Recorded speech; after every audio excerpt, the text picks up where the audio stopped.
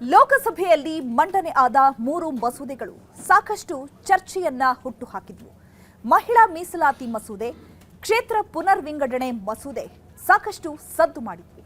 ಆದರೆ ಆ ಮಸೂದೆಗಳು ಪಾಸ್ ಆಗಬೇಕು ಅಂದ್ರೆ 3/2 ಭಾಗದಷ್ಟು ವೋಟಿಂಗ್ ಬೇಕಿತ್ತು. ಆದರೆ ಅಂತಿಮವಾಗಿ ಏನಾಯ್ತು ಗೊತ್ತಾ? ಈ ಸ್ಟೋರಿ ನೋಡಿ. ಆ 3 ಮಸೂದೆಗಳು ಯಾವ್ಯಾವು ಅಂದ್ರೆ, ನಂಬರ್ 1 ಸಂವಿಧಾನ ತಿದ್ದುಪಡಿ ಮಸೂದೆ 2026, ನಂಬರ್ 2 ಕ್ಷೇತ್ರ ಮರುವಿಂಗಡಣೆ ಮಸೂದೆ 2026, ನಂಬರ್ 2A ಮಹಿಳಾ ಮೀಸಲಾತಿ ತಿದ್ದುಪಡಿ ಮಸೂದೆ 2026, ನಂಬರ್ 3 ಕೇಂದ್ರಾಡಳಿತ ಪ್ರದೇಶಗಳ ಕಾನೂನುಗಳ ಮಸೂದೆ 2026. ಎಸ್, ಈ 3 ಮಸೂದೆಗಳು ಒಟ್ಟಿಗೆ ಪಾಸ್ ಮಾಡಬೇಕು ಅನ್ನೋದು ಆಡಳಿತಾರೂಢ ಬಿಜೆಪಿ ಪಕ್ಷದ ಲೆಕ್ಕಾಚಾರವಾಗಿತ್ತು. ಆದರೆ ಈ ಮಸೂದೆಗೆ ಸಾಕಷ್ಟು ವಿರೋಧಗಳು ವ್ಯಕ್ತವಾಗಿದ್ದವು.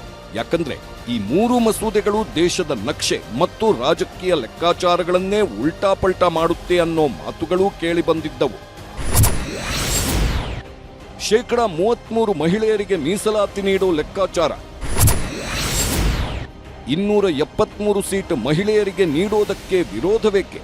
ಇನ್ನು ಇದೇ ಮಸೂದೆಯಲ್ಲಿರುವ ಮತ್ತೊಂದು ಅತಿದೊಡ್ಡ ವಿಚಾರ ಅಂದ್ರೆ ನಾರಿ ಶಕ್ತಿ. ಪ್ರಸ್ತಾವಿತ ತಿದ್ದುಪಡಿಯಲ್ಲಿ 850 ಸ್ಥಾನಗಳ ಪೈಕಿ ಬರೋಬ್ಬರಿ 273 ಸ್ಥಾನಗಳನ್ನು ಮಹಿಳೆಯರಿಗೆ ಮೀಸಲಿಡುವ ಪ್ರಸ್ತಾಪ ಸೇರಿದೆ. ಇದು ಮಹಿಳಾ ಸಬಲೀಕರಣದ ನಿಟ್ಟಿನಲ್ಲಿ ಅತಿ ದೊಡ್ಡ ಹೆಜ್ಜೆ ಅಂತ ಬಿಜೆಪಿ ಹೇಳಿದ್ರೆ, ಈ ವಿಪಕ್ಷ ನಾಯಕರು ಸಂವಿಧಾನವನ್ನ ದುರ್ಬಲಗೊಳಿಸುವ ಭಾಗ ಇದು ಅಂತ ವಾದಿಸಿದ್ರು. ಹಿಂಗಾಗಿ ಲೋಕಸಭೆಯಲ್ಲಿ ಚರ್ಚೆ ಕಾವೇರಿತ್ತು. ವೋಟಿಂಗ್ನಲ್ಲಿ ಏನಾಯಿತು? ಮಹಿಳಾ ಮೀಸಲಾತಿ ಮಸೂದೆ ಪರವಾಗಿ ಎನ್ಡಿಎ 298, ಮಸೂದೆ ವಿರೋಧವಾಗಿ ಇಂಡಿ ಒಕ್ಕೂಟದ 230. ಆದರೆ ಪಾಸ್ಗೆ ಬೇಕಿದ್ದದ್ದು 360. ಒಟ್ಟು ಮತಗಳ ಕೊರತೆ ಎದುರಾಗಿದ್ದು 62. ಫೇಲ್ ಆಗಿತ್ತು. ಮಹಿಳಾ ಮೀಸಲಾತಿ ಮಸೂದೆ ಫೇಲ್ ಆಗಿತ್ತು.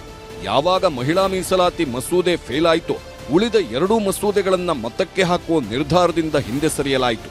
ಆ ಮೂಲಕ ಲೋಕಸಭೆಯಲ್ಲಿ ಸದ್ದು ಮಾಡಿದ್ದ 3 ಮಸೂದೆಗಳು ಸದ್ದೇ ಮಾಡದೆ ಸೈಲೆಂಟ್ ಆಗಿ ಬಿಟ್ಟವು. ಇನ್ನು ಸಂಸತ್ತಿನಲ್ಲಿ ಮಂಡಿಸಲಾದ ಮಸೂದೆಗೆ ಲೋಕಸಭೆಯಲ್ಲಿ ಏನೇನಾಯಿತು ಅನ್ನೋದನ್ನ ನೋಡಿದ್ದೀರಿ. ಇಷ್ಟೇ ಅಲ್ಲ, ರಾಜ್ಯಸಭೆಯಲ್ಲೂ ಈ 3 ಮಸೂದೆಗಳು ಸಾಕಷ್ಟು ಚರ್ಚೆ ಹುಟ್ಟಿಸಿದ್ದವು. ಅಂತಿಮವಾಗಿ ವೋಟಿಂಗ್ ಮೂಲಕ ಮಸೂದೆಯನ್ನ ಪಾಸ್ ಮಾಡೋ ಹಂತಕ್ಕೆ ಬರಲಾಗಿತ್ತು. ಈ ವೇಳೆ ಸಾಕಷ್ಟು ಗದ್ದಲ ಉಂಟಾಗಿತ್ತು. ಅಂತಿಮವಾಗಿ ಈ ಮಸೂದೆ ಸದ್ದು ಮಾಡಿದ್ದಕ್ಕಿಂತ ಈ ಮಸೂದೆ ವಿಚಾರವಾಗಿ ನಾಯಕರು ಸದ್ದು ಮಾಡಿದ್ದು ಮಾತ್ರ ಲೋಕಸಭೆಯಲ್ಲಿ ಮಾರ್ದನಿಸುತ್ತಿತ್ತು. ಕಾಂಗ್ರೆಸ್ನಲ್ಲೀಗ ತಲ್ಲಣ ಶುರುವಾಗಿದೆ. ಮುಸ್ಲಿಂ ನಾಯಕರನ್ನ ಟಾರ್ಗೆಟ್ ಮಾಡ್ತಿದ್ದಾರೆ ಅನ್ನೋ ವಿಚಾರ ಇದೀಗ ಸಾಕಷ್ಟು ಚರ್ಚೆಗೆ ಗ್ರಾಸವಾಗ್ತಿದೆ. ಹಿಂಗಿರ್ಬೇಕಾದ್ರೇನೆ ಸಚಿವ ಸತೀಶ್ ಜಾರಕಿಹೊಳಿ ಫೀಲ್ಡಿಗಿಳಿದಿದ್ದಾರೆ. ಅಷ್ಟಕ್ಕೂ ಸಾಹುಕಾರ್ ಅಖಾಡಕ್ಕೆ ಇಳಿದಿರೋದು ಯಾಕೆ ಗೊತ್ತಾ? ಆ ಕುರಿತ ಸ್ಟೋರಿ ಇಲ್ಲಿದೆ ನೋಡಿ. ಜಬ್ಬಾರ್ ಅಮಾನತು, ನಸೀರ್ ವಜಾ, ಜಮೀರ್ ಟಾರ್ಗೆಟ್, ಕೈಗೆ ಸಂಕಷ್ಟ. ನಮಗೆ ಪಕ್ಷ ಮುಖ್ಯ. ಪಕ್ಷ ಇದ್ರೆ ನಾವೆಲ್ಲ ರಾಜಕಾರಣ, ನಮ್ಮ ಪಕ್ಷದ ಅಭಿವೃದ್ಧಿಗೆ ಏನ್ ಬೇಕೋ, ಪಕ್ಷದ ಒಳಗೆ ಕೂತ್ಕೊಂಡು ನಾವು ಚರ್ಚೆ ಮಾಡಿದ್ವಿ. ನಂದು ಯಾವುದು ಇಲ್ಲಿ ವೈಯಕ್ತಿಕವಾದ ವಿಚಾರ ಯಾವುದೂ ಇಲ್ಲ. ಅವರೆಲ್ಲ ನಮ್ಮ ಪಾರ್ಟಿ ಲೀಡರ್ಸೇ. ಮುಸ್ಲಿಂ ಸಮುದಾಯ ಮುನಿಸು, ಫೀಲ್ಡ್ಗೆ ಇಳಿದ ಸಾಹುಕಾರ್.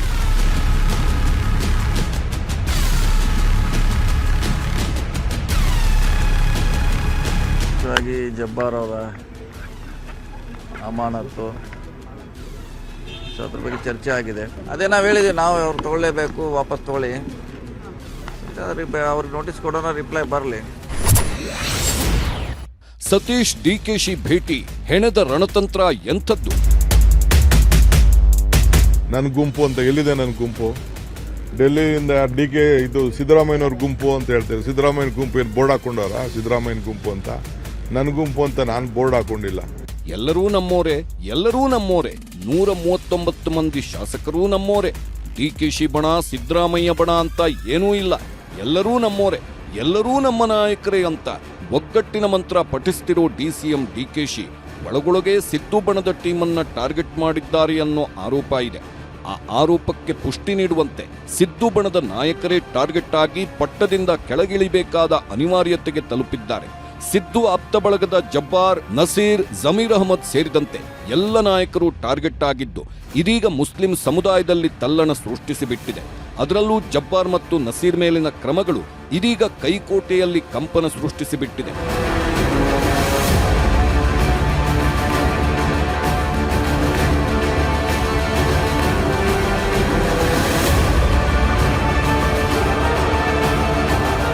ಮುಸ್ಲಿಂ ನಾಯಕರನ್ನ ಟಾರ್ಗೆಟ್ ಮಾಡಲಾಗ್ತಿದೆ ಅನ್ನೋ ಸಂದೇಶ ಪಕ್ಷಕ್ಕೆ ಡ್ಯಾಮೇಜ್ ಆಗೋ ಸಾಧ್ಯತೆ ಇದೆ. ಹಿಂಗಾಗಿ ಸಚಿವ ಸತೀಶ್ ಜಾರಕಿಹೊಳಿನೇ ಅಖಾಡಕ್ಕಿಳಿದಿದ್ರು. ತಾವೇ ಖುದ್ದು ಫೀಲ್ಡ್ಗಿಳಿದು ಎಲ್ಲವನ್ನ ಸರಿ ಮಾಡೋ ಪ್ರಯತ್ನ ಮಾಡಿದ್ರು. ಡಿಕೆಶಿ ಅವರನ್ನ ಭೇಟಿ ಮಾಡಿ ಸುದೀರ್ಘ ಮಾತುಕತೆ ನಡೆಸಿದ್ರು. ಜಬ್ಬಾರ್ ಅವರ ಅಮಾನತು ವಾಪಸ್ ಪಡಿಬೇಕು, ಆ ಮೂಲಕ ಡ್ಯಾಮೇಜ್ ಕಂಟ್ರೋಲ್ ಮಾಡಬೇಕು ಅಂತ ಅಧ್ಯಕ್ಷರಿಗೆ ವಿವರಿಸಿದ್ರು. ವಿಶೇಷವಾಗಿ ಜಬ್ಬಾರ್ ಅವರ ಅಮಾನತು ಅದ್ರ ಬಗ್ಗೆ ಚರ್ಚೆ ಆಗಿದೆ. ಅದೇ ನಾವು ಹೇಳಿದ್ವಿ, ನಾವು ಅವ್ರು ತಗೊಳ್ಳೇಬೇಕು, ವಾಪಸ್ ತಗೊಳ್ಳಿ, ಅವ್ರಿಗೆ ನೋಟಿಸ್ ಕೊಡೋಣ, ರಿಪ್ಲೈ ಬರಲಿ, ಬಂದಮೇಲೆ ಅದನ್ನು ಹೈಕಮಾಂಡಿಗೆ ಕಳಿಸಿ ಅಪ್ರೂವಲ್ ತಗೋಬೇಕಾಗುತ್ತೆ. ಯಾಕಂದರೆ ಬಂದಿದ್ದು ಡೆಲ್ಲಿಯಿಂದ, ಸೊ ಮತ್ತೆ ಡೆಲ್ಲಿಗೆ ಕಳಿಸಂತ ಹೇಳಿದ್ವಿ. ಆದರೆ ಇದಕ್ಕೆ ಟೈಮ್ ತೊಗೊಳುತ್ತೆ ಅಷ್ಟೇ. ಎಸ್, ದಾವಣಗೆರೆ ಬೈ ಎಲೆಕ್ಷನ್ನಲ್ಲಿ ಪಕ್ಷದ ಅಧಿಕೃತ ಅಭ್ಯರ್ಥಿಯನ್ನ ಬಿಟ್ಟು ಬೇರೆಯವರಿಗೆ ಸಪೋರ್ಟ್ ಮಾಡಲಾಗಿದೆ ಅನ್ನೋ ಆರೋಪ ಹಲವು ನಾಯಕರಿಗೆ ಕಂಟಕವಾಗಿ ಪರಿಣಮಿಸಿದೆ. ಅದೇ ವಿಚಾರವಾಗಿ ಅಬ್ದುಲ್ ಜಬ್ಬಾರ್ ಅವರನ್ನ ಪಕ್ಷದ ಪ್ರಾಥಮಿಕ ಸದಸ್ಯತ್ವದಿಂದ ಅಮಾನತು ಮಾಡಲಾಗಿದೆ. ನಸೀರ್ ಅಹಮದ್ ಅವರನ್ನ ಸಿಎಂ ರಾಜಕೀಯ ಕಾರ್ಯದರ್ಶಿ ಹುದ್ದೆಯಿಂದ ವಜಾ ಮಾಡಲಾಗಿದೆ. ಇದರ ಬೆನ್ನಲ್ಲೇ ಸಚಿವ ಜಮೀರ್ ಅಹಮದ್ ಅವರ ಮೇಲೂ ತೂಗುಗತ್ತಿ ನೇತಾಡ್ತಾ ಇದೆ. ಇದು ಮುಸ್ಲಿಂ ನಾಯಕರ ಟಾರ್ಗೆಟ್ ಅನ್ನೋ ಥರದಲ್ಲಿ ಸಂದೇಶ ರವಾನೆಯಾಗ್ತಿದೆ. ಇದರ ಜೊತೆಗೆ ಎಲ್ಲರೂ ಸಿದ್ದು ಆಪ್ತರೇ ಆಗಿರೋದ್ರಿಂದ ಸಿದ್ದು ಆಪ್ತರನ್ನೇ ಟಾರ್ಗೆಟ್ ಮಾಡಲಾಗ್ತಿದೆ ಅನ್ನೋ ಸಂದೇಶವೂ ರವಾನೆಯಾಗ್ತಿದೆ. ಹಿಂಗಾಗಿ ಡ್ಯಾಮೇಜ್ ಕಂಟ್ರೋಲ್ಗೋಸ್ಕರ ಖುದ್ದು ಸತೀಶ್ ಜಾರಕಿಹೊಳಿನೇ ಅಖಾಡಕ್ಕಿಳಿದು ಜಬ್ಬಾರ್ ಅವರ ಅಮಾನತು ವಾಪಸ್ಗೆ ಒತ್ತಾಯಿಸಿದ್ದಾರೆ. ಇದೇ ಸಂದರ್ಭದಲ್ಲಿ ಮಾತಾಡಿದ್ದ ಡಿಕೆ ಶಿವಕುಮಾರ್, ವ್ಯಕ್ತಿಗಿಂತ ಪಕ್ಷ ಮುಖ್ಯ, ಪಕ್ಷದಲ್ಲಿ ಶಿಸ್ತು ಮುಖ್ಯ ಅಂದಿದ್ದು.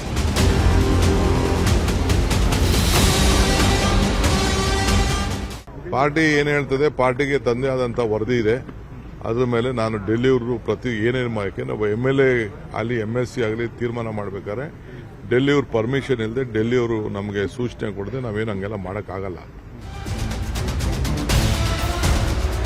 ಇನ್ನು ಇದು ಕೇವಲ ಮುಸ್ಲಿಂ ನಾಯಕರ ಟಾರ್ಗೆಟ್ ಅನ್ನೋ ಥರ ಇಲ್ಲ, ಇದು ಸಿದ್ದು ಆಪ್ತರ ಟಾರ್ಗೆಟ್ ಅನ್ನೋ ಥರ ಆಗ್ತಿದೆ. ಯಾಕಂದ್ರೆ ಇದುವರೆಗೂ ಯಾರ ಮೇಲೆಲ್ಲ ಕ್ರಮ ಆಗಿದೆಯೋ ಅವರೆಲ್ಲ ಸಿದ್ದು ಆಪ್ತರೆ. ಜಬ್ಬಾರ್, ನಸೀರ್, ಜಮೀರ್ ಎಲ್ಲರೂ ಸಿದ್ದು ಆಪ್ತರೆ. ಇಷ್ಟೇ ಅಲ್ಲ, ಈ ಹಿಂದೆ ಪಟ್ಟದಿಂದ ಕೆಳಗಿಳಿದ KN ರಾಜಣ್ಣ ಕೂಡ ಸಿದ್ದು ಆಪ್ತರಲ್ಲಿ ಒಬ್ಬರಾಗಿದ್ದರು. ಹಿಂಗಾಗಿ ಸಿದ್ದು ಬಣದ ನಾಯಕರನ್ನೇ ಟಾರ್ಗೆಟ್ ಮಾಡಲಾಗ್ತಿದೆ ಅನ್ನೋ ಮಾತುಗಳು ಇದೀಗ ಸಾಕಷ್ಟು ಸದ್ದು ಮಾಡ್ತಿವೆ. ಇಂಥ ಸಂದರ್ಭದಲ್ಲಿ ಸಿದ್ದು ಆಪ್ತರ ಮೇಲೆ ಕ್ರಮವಾಗ್ತಿದ್ದು, ಸಿದ್ದರಾಮಯ್ಯ ಸೈಲೆಂಟ್ ಆಗಿರೋದು ಆಪ್ತರ ಅಸಮಾಧಾನಕ್ಕೂ ಕಾರಣವಾಗ್ತಿದೆ.